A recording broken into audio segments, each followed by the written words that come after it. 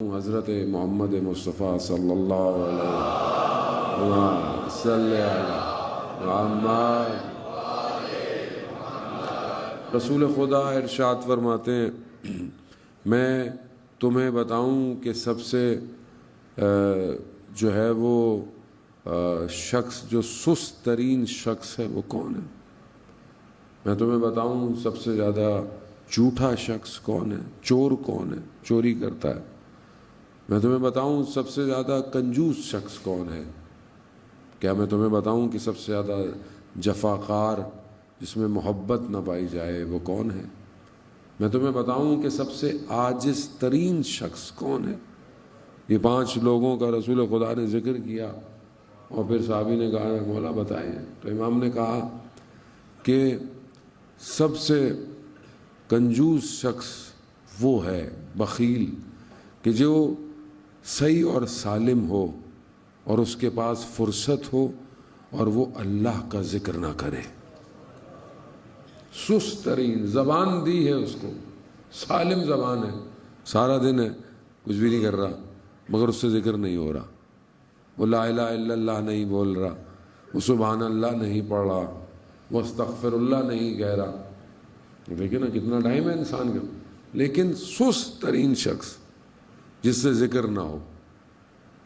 بری بات نہیں ہے ہاتھ میں تسبیح ہونا، اچھی بات ہے، تسبیح ہونی چاہیے انسان، ضروری بھی نہیں ہے، آپ ذکر تسبیح کے بغیر بھی کر سکتے، لیکن ہمارے ذہن میں آتا ہے نہیں تسبیح ہوگی تو ذکر ہوگا، کیونکہ تسبیح دوسرے کو بھی تو نظر آئے گی کہ ہاتھ میں تسبیح ہے۔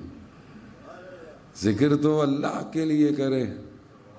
ہم نے نیا جب ذکر شروع کیا تو آج کل تو ڈیجیٹل آ گئی ہے نا، ٹک ٹک ڈیجیٹل آپ کی انگلی میں ہوتی ہے تسبیح۔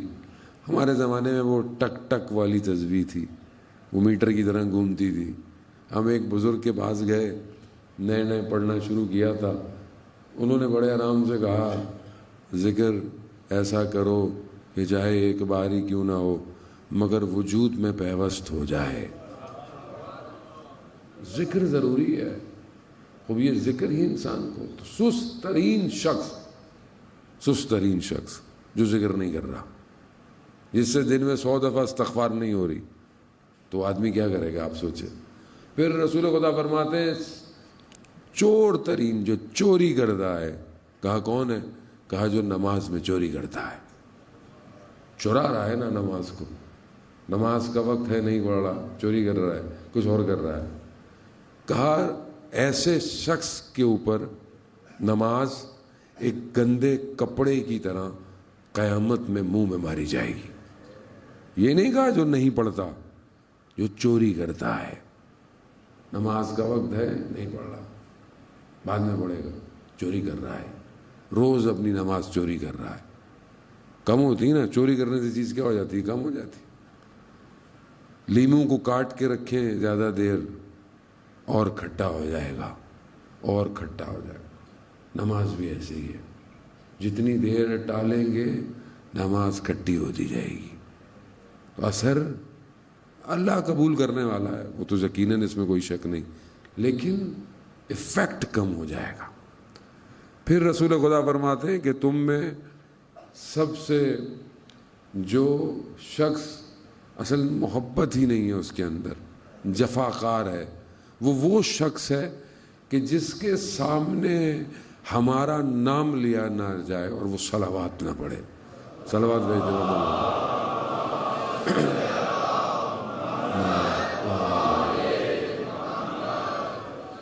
یعنی بے مہر ترین ہے، محبت نہیں ہے، جفاکاری کر رہا ہے کہ ہمارا نام لیں اور سامنے سے یہ وہ صلوات نہ پڑھے۔ پھر رسول خدا فرماتے ہیں کہ تم میں عاجز ترین شخص وہ ہے کہ جو دعا ہوتے ہوئے دعا نہ مانگے۔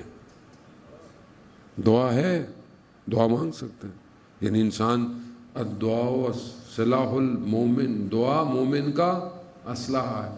دعا ہوتے ہوئے جو ہے وہ دعا نہیں مانگ رہا۔ وہ اذان محترم چھوٹی سی چیزیں ہیں زندگی میں، کوئی اسلام کوئی بہت مشکل نہیں ہے، بڑا آسان سا ہے، تو اس کو بہرحال انسان اپنی زندگی کے اندر کوشش کرے۔